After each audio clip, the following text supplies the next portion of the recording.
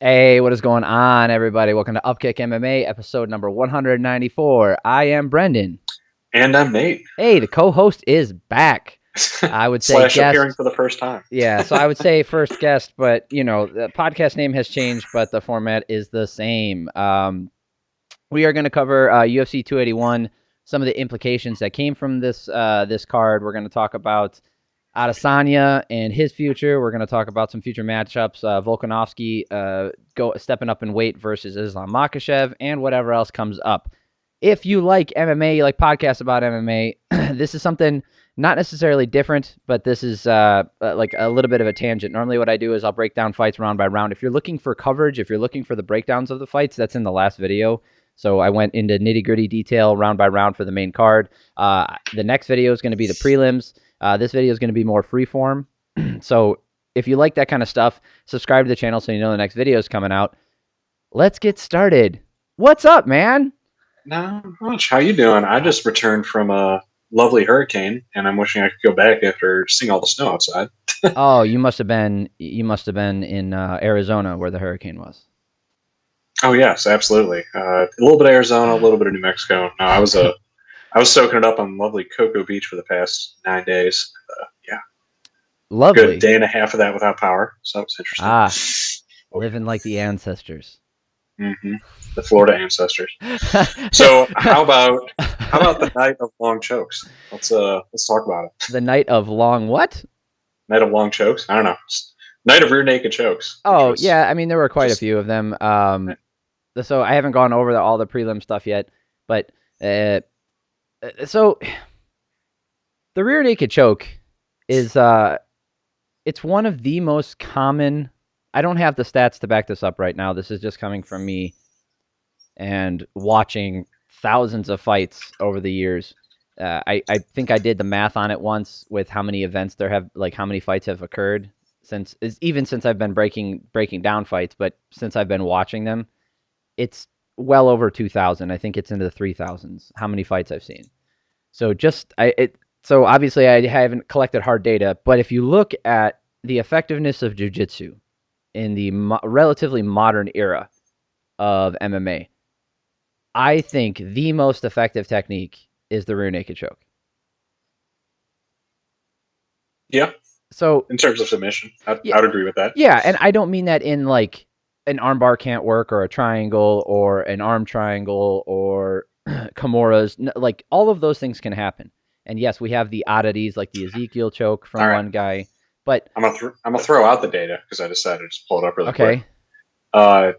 When you break down different chokes by years, rear naked choke usually makes up about 50%, and then everything else after that is like 15% below. So like guillotine and armbar will go back and forth at about like 12 to 15%. I was going to say about 15% sounds about right. Yeah, but rear naked choke will hover between about 40 to 60%, depending on the year. Right. Okay. So I'm not crazy. Nope. So I think a lot of things go into that. Obviously, the rear naked choke is one that doesn't require a ton of jiu-jitsu to understand. It's accomplished by getting a dominant back position to begin with. So you're, as long as and people don't even put in both hooks anymore. So normally what they'll do is if the person on bottom has their legs like this, the person being choked, right? So the person behind them will wrap their legs around and hook them into their legs. They don't even do that anymore. Now they wrap them around the body and put in the body triangle is legit. Yeah, so that's become more common. And if you go into effective jiu-jitsu technique, it's actually harder to get the rear naked choke because you can't apply the same pressure, right? You want their body flattened out and you want to bend them. You want to bend them towards you. That's how you can apply more pressure into the neck. But you can't do that with the body triangle. But what does the body triangle do? It makes escape. It makes escape almost impossible, and it reduces variables. I've mentioned this in a previous podcast about how wrestling reduces variables.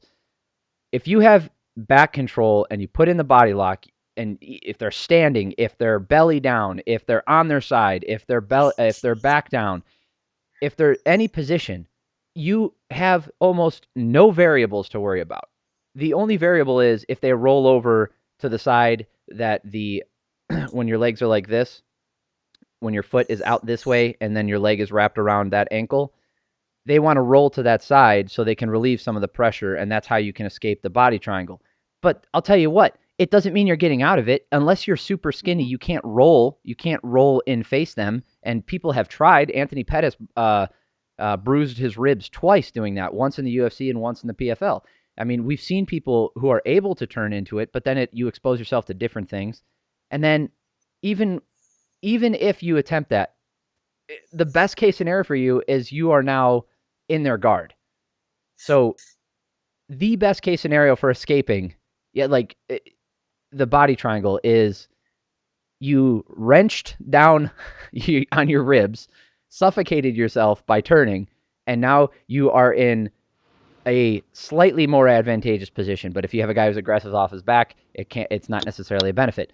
So when it comes to, this gets back to like what's going on in MMA, and you said the night of long chokes. The rear naked choke, if you are a dominant wrestler and you can get back control, you can attempt them at will. If you get back control, you can attempt them at will. And as long as you're not, as long as you're diligent and you're not overextending and overreaching and placing your weight too high, like towards their shoulders, so they can dump you off by leaning forward. As long as you're not doing that, you can attempt them with impunity. Like there is no offensive technique from that position. It's only defense for them. So it's safe. Not to mention it's an advantageous place to strike from too. It's not as advantageous as mounted with good separation, but you can do more damage mounted, but you can't get hit back really. Exactly, and they can't buck you off. Yeah. Right. So I think it's not the most skilled choke. It's not the most versatile. It's not the best technique necessarily for defense, right? That's not the best self-defense technique. If you're talking about, I don't often bring this up, but we're just going pure jiu-jitsu here. So if you want to talk about self-defense techniques and in the real world, I hate that example, but I know. This is the real world. This is fighting, guys. Like, this is as real as it gets. It's just that everybody's very technical and highly skilled. So you see the epitome of what really works. So in the real world, how often are you going to just get the back? Do you know what I mean? You have to have some ability to get there or some weird scramble happens. So it's not any of those, but when you break it down to the most skilled fighters in the world, and everybody has some semblance of what they're doing, minus Alex, because on the ground he looked like a little baby. Your new champion, by the way. Mister, I don't know what wrist control is. Why can't I stand back up? My arm is sitting back here, and I don't know what to do with it. It looked like a child. Yep. So with all of that, like, rear naked chokes are. Oh yeah, they're extremely effective. If you're going to take one thing away from all the crap I just splayed out, I've been hard on jiu-jitsu because I think submissions, like I've said before, they're their own reward, just like defense. Going for a submission is potentially dangerous, but the reward is crazy high. So if you go for a submission, you're going to potentially end the fight immediately, but you don't do damage in the process, and you can lose position. So it doesn't score damage the same way. And unless you are very close, you're not getting points for going for submissions. Mm-hmm. So the rear naked choke gets rid of all of that because you're in back control. They can't do anything to you. It counts for everything. So I think going forward, I don't see it ever going away. No, not at all. There's no human defense. Our anatomy does not allow for a proper defense mechanism for that. You have to work your way to a different position, and then you can defend. It's pretty crazy. It is. And also, I love nights where there's just kind of almost themes. Like, sometimes you'll see a night where it's just nonstop, long, drawn out, or very close decision rounds or wrestling. Okay, Some nights it's just, knockout city left and right. And then, it's not often you just get a submission night where you just see that many kind of stacked up. I don't know. It's one of those things that stuck out to me. It's like, oh, that was fun. And especially the same submission.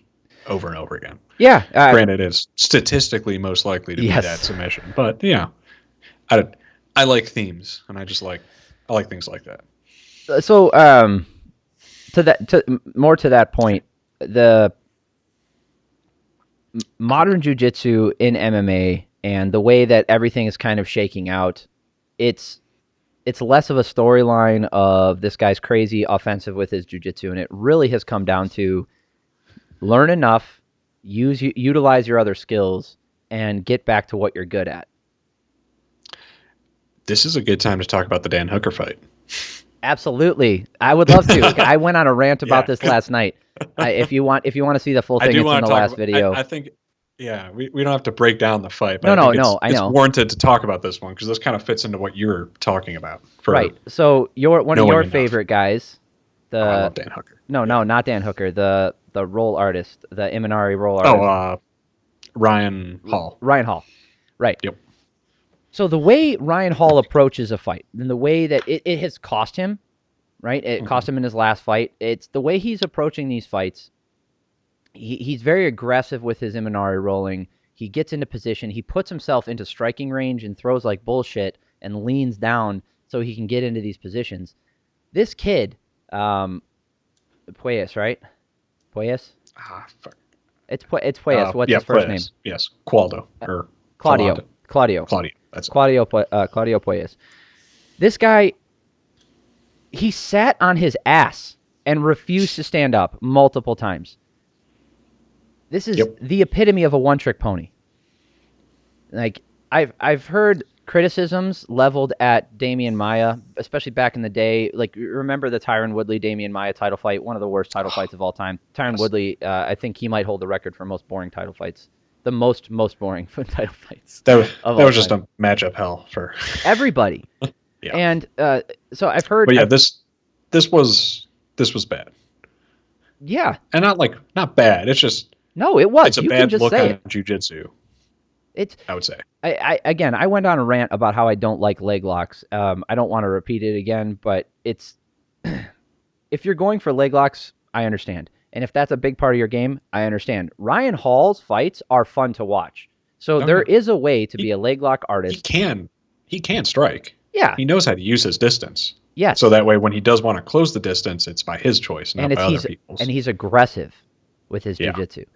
This guy, Puelles, was sitting, he was backing up, he was getting picked apart on the feet, and then he would roll under.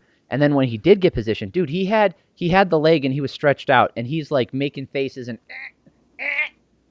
Dan Hooker's standing, like sitting there with his leg being wrapped up, and he's like, just what are we doing? Perfectly calm. Yeah, he's like, what are we doing here?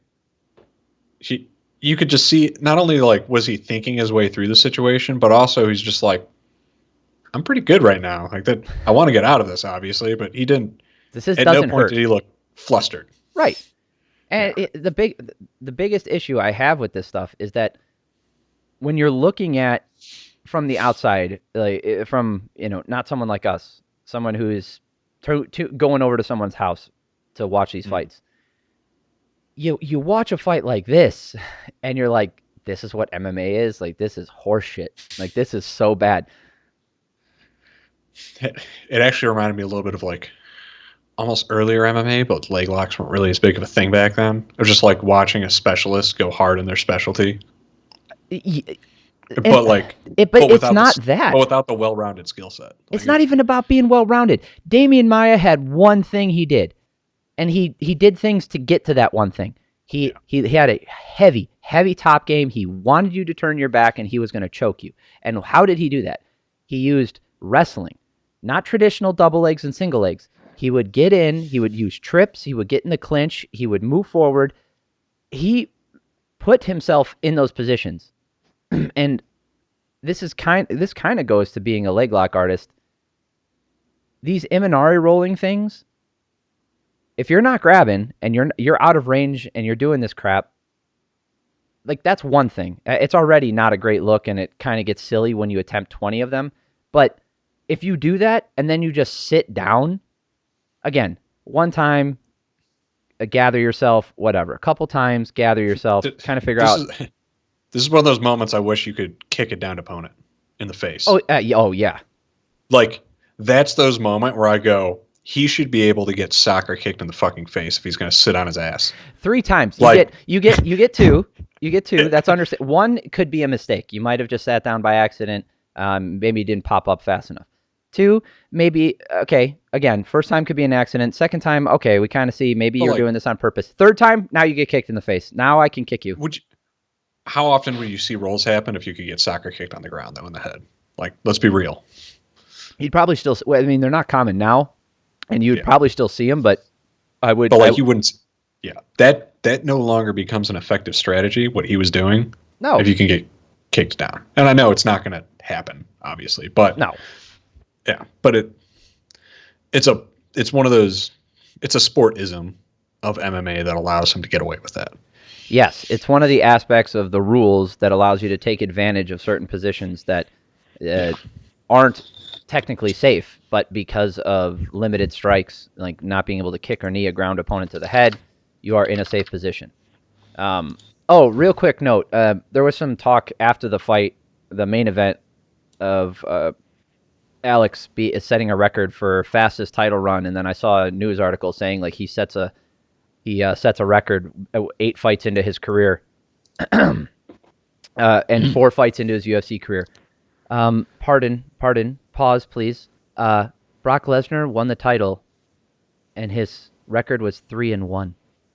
I was gonna say after. I was like, hold on, let's pause. He had one professional fight in Dream, came in, lost to Frank Mir via leg lock, beat Heath Herring, got a title shot, and beat Randy Couture. 3-1. 4 fights into his career. His professional MMA career, not his UFC career, he actually only had 3 UFC fights, and he was already the champion. Yep. So let's not get it twisted. No. Let's calm down on the records here. If you want to say modern era, like set a date, like after UFC 120, like make an arbitrary date. Fine. No, that's bullshit. Oh, yes, I understand that. Yeah. Yeah. No. Modern era. Like, come on. You want to talk about Brock Lesnar for a lot of other reasons, and one of the reasons I was not happy about Alex getting this title shot, maybe not deserving it, maybe because, I mean, we all know, if you're familiar, you know why this was made, because Alex had previously beat Adesanya in kickboxing, and he came to the UFC, and they gave him strikers. Well, it was a perfect storm of. I was trying to think of how to put this when I was thinking about this fight. It's the perfect storm of Alessandro having cleaned out that division so thoroughly that, it was going to be him and Whitaker again, which, no offense, I do want to see that as a purist. Like, cool. I'll watch him and Whitaker fight 25 times. All day, son. Yeah, like that. Those are incredible fights every time it happens. But, everyone below that, all right, he's beat. Alex comes in. He strings together enough wins to, make an argument. Okay, Alessandro's beat everyone else in the past 5 fights, basically. Next one up. And technically in the UFC, anyone has a chance, especially if you have enough skill set. So it's kind of a hard thing of accelerating people quickly and whether or not they necessarily have earned or deserve the title shot. But when you do that, it's hard to make the argument because obviously he did win. He did beat him. Okay, well, I will make that argument right now. So, please. Well, here, and I will give you. We probably agree, so I want to hear your side of it. Well, no. So I agree with the fast tracking and how I'm not the biggest fan of it. But I also I understand where you're coming from and with what you said, because I just pulled up the rankings while you were talking. He has cleared out the division, and there's no clear title challenger that hasn't had 2 chances already. So, with that being said, what would this be the perfect time for? Well, I mean, super fight would be. Oh, crazy! Yeah. And what did the UFC just schedule? A super fight between 2 people that have not had that kind of, who have not cleared out their divisions. Well, one guy kind of has with Volkanovski, but he has another guy similar to the situation because now he has Max Holloway. Again, I got the rankings up here. So Volkanovski has beaten Max Holloway definitively for the last time. Absolutely, there's no questions about it. Yep. And then he beat Brian Ortega.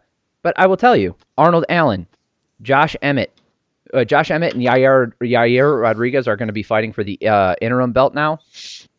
They are ranked number 5 and 2 respectively. So those two deserve a title shot. And I've often said this. Multiple people can deserve a title shot at the same time. It just comes down to scheduling and planning and storyline. So it's not that Arnold Allen doesn't deserve a title shot. He absolutely does. He's undefeated in the UFC, man. And he's won like 7 or 8 in a row. He deserves a title shot. So there are plenty of title contenders in the featherweight division. But let's say, because there's a little bit of, who's the definitive next challenger? And Alexander Volkanovski wants to fight right now. Okay, I will give you that. But Islam Makhachev, the guy who just won the title, hasn't defended the belt 5 minutes ago. one time. 5 minutes. That's not even an exaggeration in the long scheme of the larger scheme of things. Dude, there are plenty of title challengers at lightweight. We just had 2 of them fight on this card in Michael Chandler and Dustin Poirier. I mean, you're going to tell me that Poirier doesn't deserve a title shot after that fight with Chandler? Absolutely he does. And he's shown, goddamn right he does. He's shown that he has the wherewithal to grapple with these guys from Dagestan. He put Khabib in a choke and made Khabib he rolled because the choke was so tight. Now, he got choked out and he lost. And let's be real, that Chandler-Poirier fight might as well have been a championship fight in terms of what I thought I was watching. Yeah, I mean, the skill the skill level, the grittiness, the excitement, the back and forth, the dirty tactics. It was the fish hooking. It was brutally awesome. Like that was a fucking awesome fight. And Poirier coming out on top of that was like, when I was watching that fight this morning, I was like, I almost jumped off the couch. So I was like, holy fuck. Dude, it was good. It was a good fight. And I'm a huge fan of Justin Gaethje. He's a personal favorite of mine. But I will tell you that Chandler's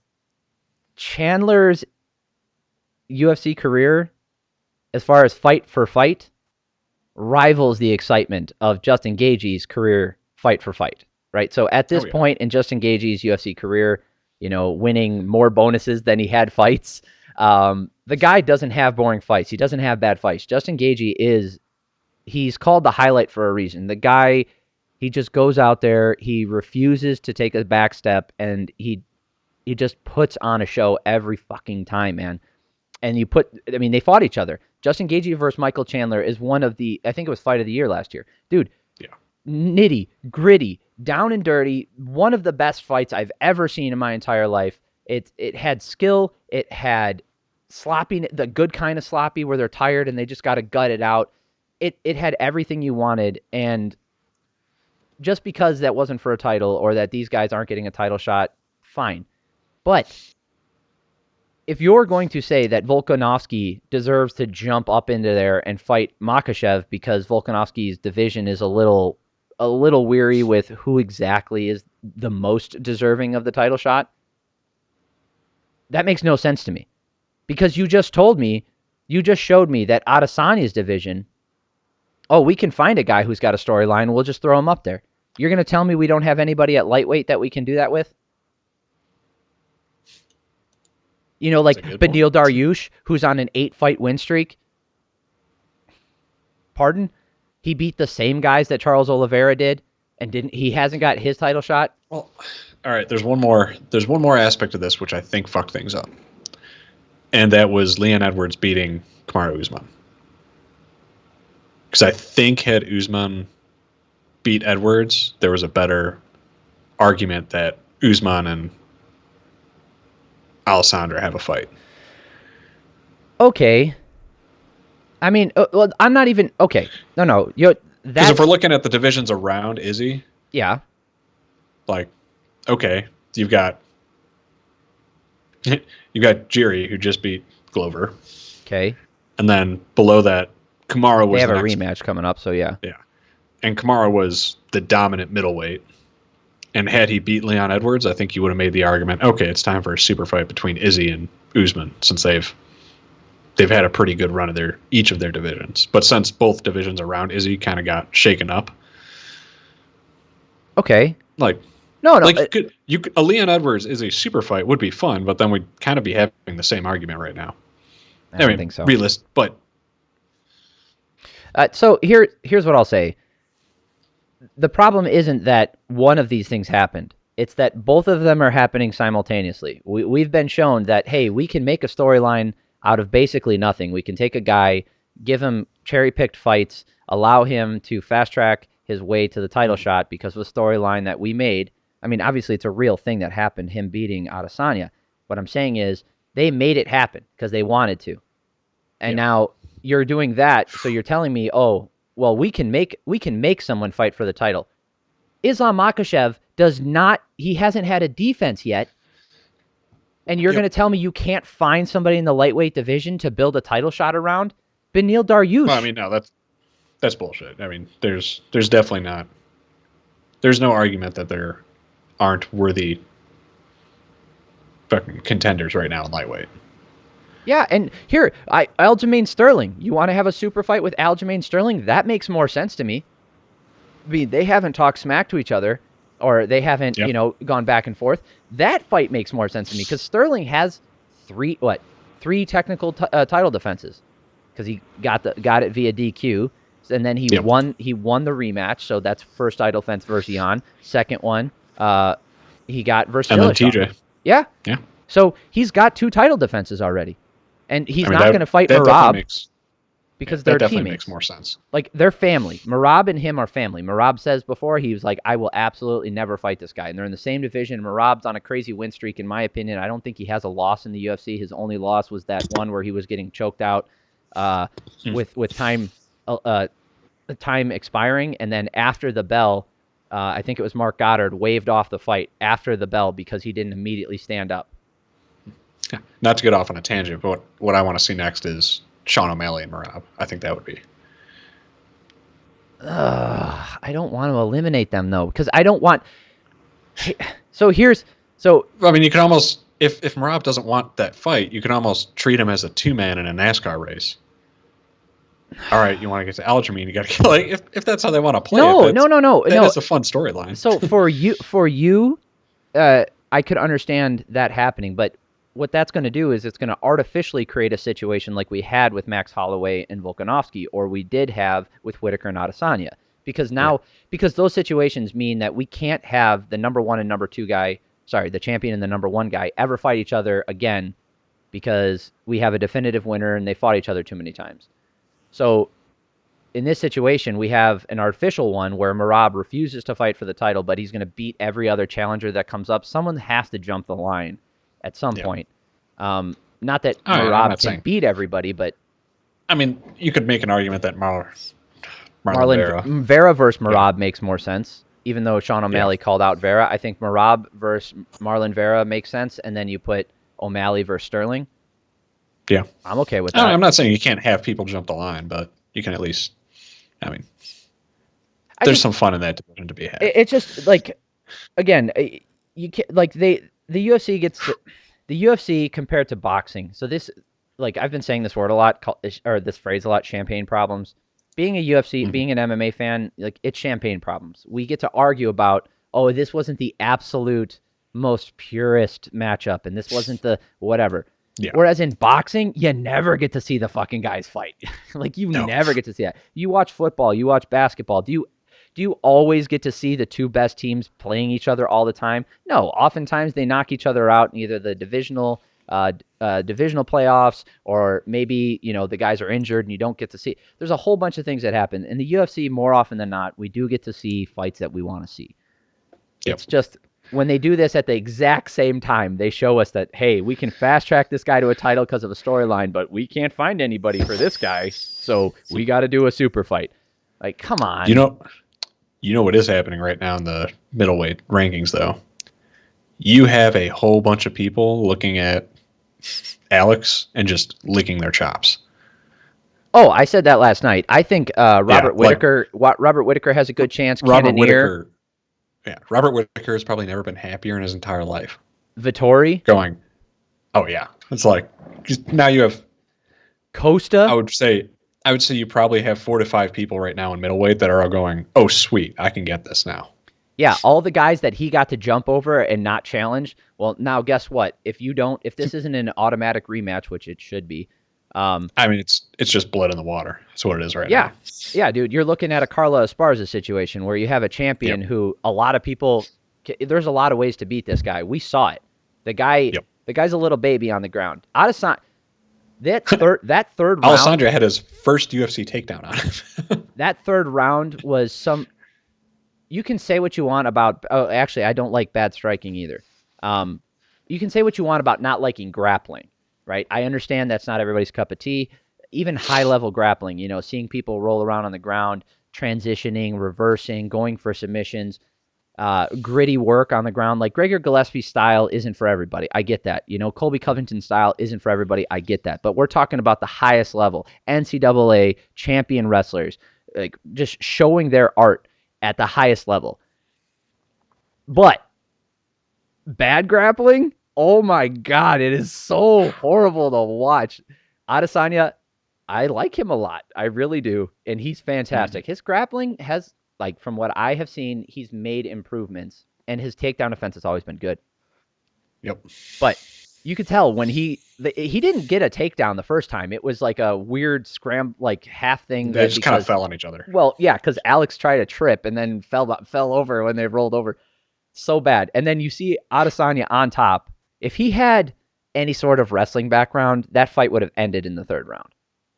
Like, he would have... He had wrist control, and I think it's Pereira. I've been saying Pereira, but that's the other guy. Pereira is... what's his face? Oh, did he get bounced out of the rankings? No, he didn't. He's a 170er. Michel Pereira. They're spelled the same. So Michel Pereira, if you see here, number 14, Pereira. Exactly the same, but I hear him pronounced differently. I heard it was Alex Pereira, and it's Michel Pereira. They're both Brazilian. I don't know. Whatever. Anyway, he had no idea what he was doing on the ground. When his arm was grabbed, Adesanya just had wrist control. Never once did he address it. Never once did he try to get his arm back. He just kept trying to stand up like it was 1995 again. Like, this dude had no idea what he was doing. And this guy comes from a camp with Glover Teixeira. What are you doing? What are you doing in practice? Yeah, I'm talking about practice. Practice? Yep. I'm talking about practice. But there was so much about that third round that showed me that Alex Pereira has a fuck ton of holes in his game. His cardio, his grappling ability, his striking, although fantastic when it comes to the power, Adesanya was a better striker, man. He was cleaner, more technical. He was able to avoid a lot of the strikes. We've seen Pereira have problems with a guy like Bruno Silva. His MMA striking is still not up there. Like, I don't think he's transitioned well, and he gets hit.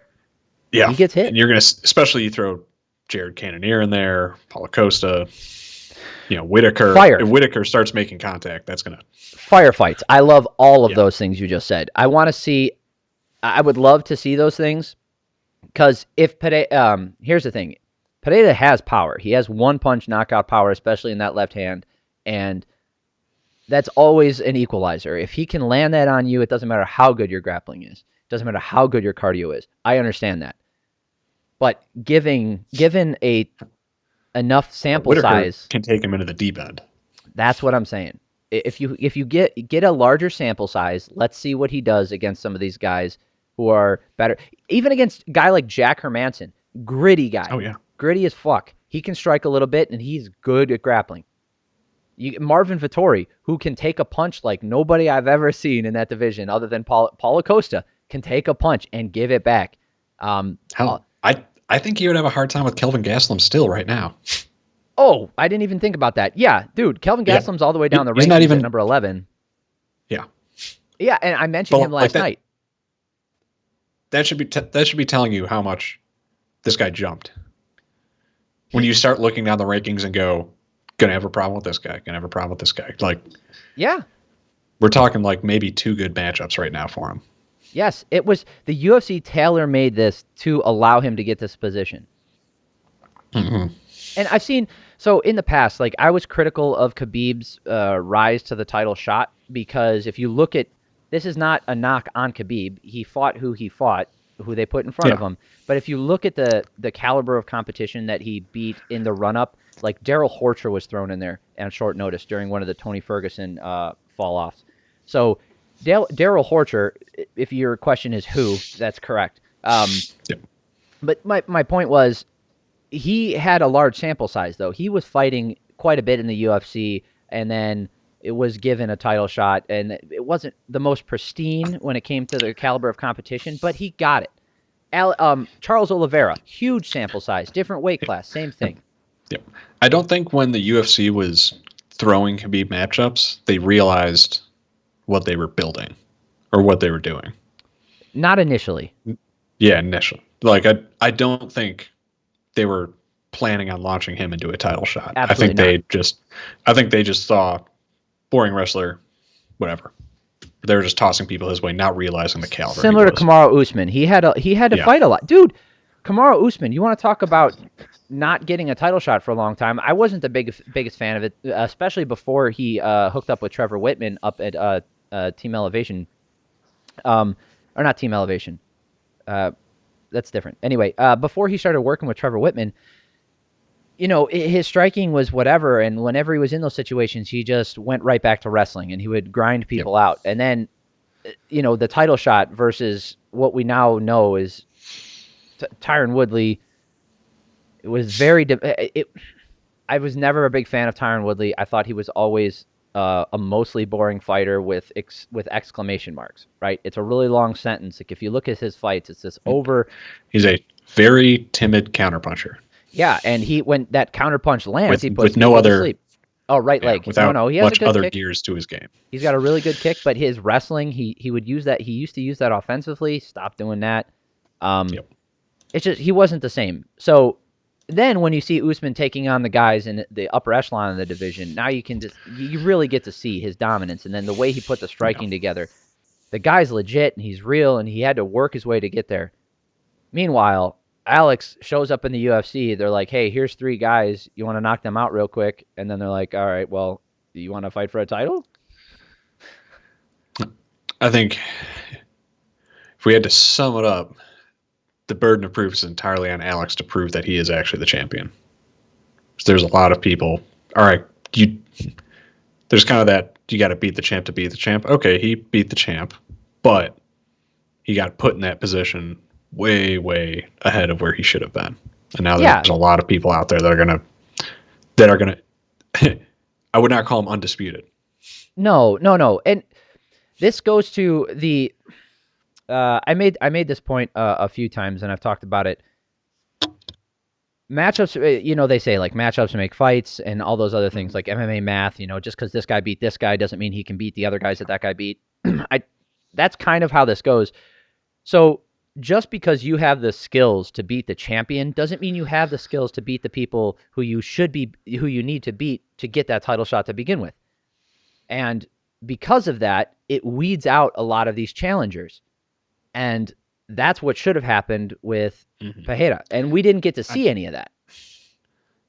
I don't think he would have beaten most other guys in the top 10 had he had to go through 2 more fights before he got to his I believe you, and I partially agree with you.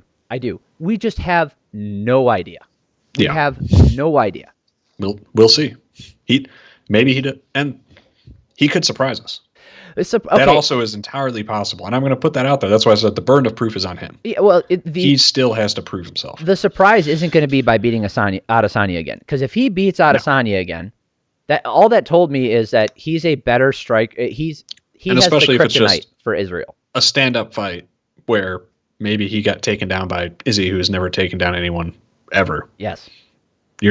All you're doing is exposing that that's a big weakness in your game. Absolutely. When that happens. Yeah, when you have 3 minutes of control and you've wrestled for 0 days of your life, the guy that you're wrestling has less experience than you doing it. Yeah. And so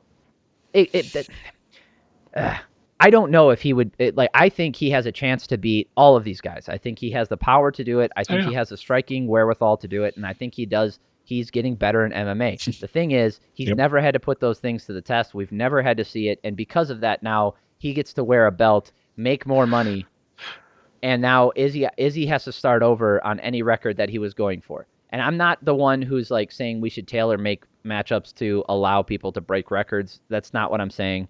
I'm not for that. No, but the system that should have been in place should have never allowed this fight to happen when it happened. No, this fight should have been like 3 fights from now. Yeah, maybe. If it was going to happen. I think, honestly, I really think Dana White said it in the post-fight press conference. Adesanya is, I think, a big reason why this happened, because he wants to stay active. This guy has been putting, it's a stain on his record, and he's trying to clean it up, and he asked for it. And if you're the champ and there's like any sort of legitimacy to that ask, I mean, hell, dude, remember when Bisping was the champ? He got to fight Dan Henderson. After, like, Dan Henderson got one of my favorite knockouts in his career, later in his career, but he gets to go. He gets Dan to go Henderson fight for a title. no business getting a title shot at that point. No, but Bisping just made it happen. No, and Bisping got clocked in that one twice. But it was to clean up a stain on Bisping's record. He had a previous, like, one of the worst knockouts in UFC history versus Dan Henderson, and he wanted to avenge it. Yeah, and to your point, I don't put it entirely on the UFC either. Izzy is in charge of, to a certain extent, managing his career. And wow. Oh no, you're good, man. I'm just trying to get the camera to refocus on me. Right now, I just have the rankings up. Yeah, no. Izzy is in charge to a certain extent of managing his career, and he made the choice and how he managed it for this one. So now he's got now he's got 2 stains to clean up. Yeah, dude, the guy. Oh, and that was the other talking point that I wanted to touch on, because I mentioned it last night. This whole thing that Adesanya's only loss is to a guy that was bigger than him, and that's why he lost. That's not the only reason. And then they're like, "Oh, he was." Rogan mentioned it again last night. He was piecing him up. I pulled up the fight the fight stats while I was talking about this last night. Jan outstruck him in every single round and didn't get a takedown till the 3rd round. Yeah. No, that was not a pieced Izzy up. did not dominate Pieced that fight. up. If I hit you 10 times and you hit me 30, who pieced up who? One thing that's to Izzy's advantage, his striking looks cleaner than other people. Yeah. So, like, it will look like he's piecing someone up in some cases, even if he's not actually outvoluming them. Yeah, that's one of the biggest of, reasons he won the second Whitaker fight. Ow, God dang. Yeah. So because of the length, because of how it looks when he connects, it looks cleaner. So it feeds into that storyline better. All right. I think we beat this dead horse pretty good. Yep. What else? What else you got? I mean, that was the big thing I wanted to talk about. Just, I think we've got a good grapple on what future storylines are coming up. Did you want to talk about the New York weight cutting? Oh, I did want to talk about the New York weight cutting. New York, get your fucking shit together. There you go. So you see in these lesser experienced commissions, our home commission here of Illinois is no so good either. It's not the only reason why Yoel Romero. Illinois has an incompetent government agency. What? No, I think I don't know. I think we've been doing pretty well. Our debt's only at $63 billion. It's been increasing for the past 20 years. I think we're doing pretty good. Anyway. Yeah. Oh yeah, we keep consistently losing population. We have a net loss of population over the past 20 years. year over me. year. That's good. Yeah, dude, it's kind of a shit show here. But no, so when it comes to the these lesser experienced ones, Texas was kind of a problem for some of the title shots as well. But that was the commission. Sorry, was partly because of the judges that were in Texas. Some of the worst judging decisions were there. Vegas is the mecca. They talk about New York being the mecca of combat sports. Yeah, maybe back in the 20s, and yes, technically that makes it mecca, or because it's the original one. But let's be honest, guys. New York is behind Just the times. because you have Madison Square Garden doesn't mean that you functionally are better. Nah, Definitely Vegas. California. California's been pretty good. They Florida have a was lot of pretty other good. shit wrong. Florida fixed their stuff. Florida used to be kind of a grab bag, like a mystery bag. When you went down there, like, I hope I get the good judge working tonight. I hope those referees are paying attention. But no, they've cleaned up their act pretty well. So the issue that we're kind of talking about here is New York has a policy that if you're in a title fight, you get an extra hour to make weight, which is commonplace everywhere, right? There's I forget what the window is, 4 hours, 5 hours. I don't remember what the exact window is anywhere, but you get multiple attempts. Obviously, you can go up there, and then you get an extra hour if you fail. I think you get 1 extra hour. And in New York, you only get that if you're fighting for a title. Either have it or don't. Why the fuck do you make a distinction? Because of the half-pound allowance? Like, that's what you don't, or the pound allowance that you don't get for the title? Is that why you're doing that? That's stupid. Either have it or don't. And then New York and Chicago specifically, there's been multiple cases where guys were told to stop cutting weight early because of the doctors, and the commission didn't feel comfortable letting them cut weight. I mean, our feelings on cutting weight are pretty well known. It's fucking stupid. I hate it. I think it's a terrible practice. I think it should go away. It's pretty common in wrestling. It's less common in boxing. It still happens though. And MMA, it's rampant. That the weight cut is part of the sport. And if you're going to have it as a staple of the sport, you should have unified procedures across the board, regardless of commission, because we're not talking about rule sets here and scoring like a little bits of difference in rule. Like, that's all nitty gritty stuff. And I know it's stupid and I don't like that either, but we're talking about 1, whether or not the fight continues at all. And 2, fighter health and safety. We're not talking about the score here. We're talking about somebody possibly dying. Hear me out, because what you brought up is a good point. But the UFC also has the second biggest staple of the entertainment aspect of the UFC is the weigh-in. Okay. The Do real we one? have No, to they do move away from... not the real one. No, but that's my point. But the actual second biggest live event that they do as part of a fight is the public weigh-in, which is fake already. Yeah. Do we go away from ceremonial is what they're not fake. They're called ceremonial. Okay. Yeah, just like saying a ceremonial blade isn't fake. Yeah, it's like when the USS Constitution gets to go out, it's still commissioned. Hey, that thing is awesome. All right, don't talk. I defend that all the time. I think it's I think it's one of the stupid things that the Navy has that I really love. It's weird. It's a point of contention for some people, but I think it's a point of pride for like the United States and for the Navy. That's a weird tangent that I never thought I'd get off on an MMA Congratulations. podcast, but no, pull it out of you. No, you're right. So do we have to get rid of that? No. Or change it from being a weigh-in to just a face-off? No, weigh-ins can still be a part of it. You still have to make weight, but it's it's. But like removing that ceremonial aspect, would that take a step towards reducing the importance of weighing in? No, it's fine. Okay. I'm okay with it because it allows for more buildup. You get that the real face-off afterwards with both guys on weight or closer to their weight anyway, and how they're going to look for the fight.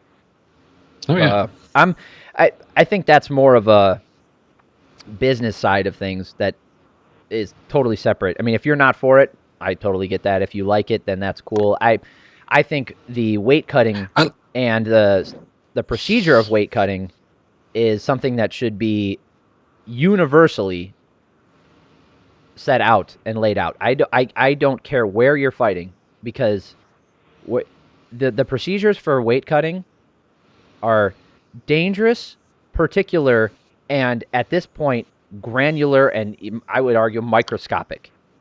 Like, we are talking about people who have a science to making that 0.0 show up on that scale.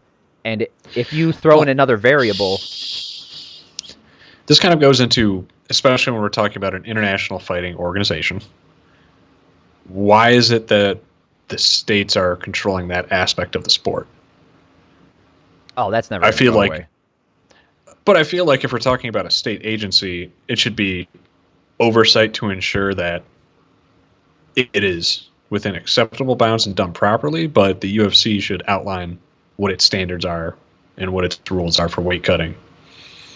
And then if a state doesn't sign off on those, then that would just be a state it's not certified in. I think that falls under the regulations, and well, part of it's also New York is new. I think they've only been doing MMA in New York for like 6 years now. Yeah, very new. And New York has a bunch of the reason why MMA wasn't allowed in New York was because of deep-seated corruption. People went to jail for that shit. So you're not going to fix it overnight, but this seems like an easy one. Like this one is one of those ones where someone could just flip a switch or just sign a piece of paper that could fix this in a second. It's not hard. It's not rocket science here, guys. Either get rid of that extra hour completely, and then that way, when you go to New York, you gotta be in tight. You don't have an hour, or you make it like everybody else.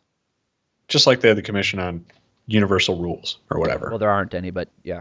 I know, but the new universal, the unified rules of MMA. Semi-unified universal, yeah. But I mean, other aspects definitely need to be normed between the different states. Absolutely. That's for sure. Yeah, and so I touched on that when I was talking about weight cutting. The unified rule set, so that has to do with whether or not the biggest difference was what a grounded opponent is. So in the new unified rules, you have to have either your fist or your palms of both hands on the ground with your feet, or any elbow, shoulder, any other part of your body other than your feet touching the ground, other than your hands. Okay? So one hand down does not count. A shoulder, a head, any other part of your body, your butt. If you have, it used to be 3 points of contact, but it's really just any part of your body other than your hand touching the ground means you're down.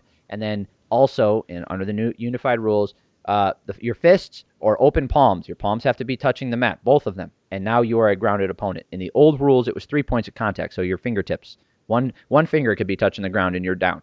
So going back and forth between different states that either adopted it or didn't, that it makes for like wishy-washy and kind of confusing rules, and kneeing the ground but that's happening in the fight, and that's for scoring and penalties and things like that.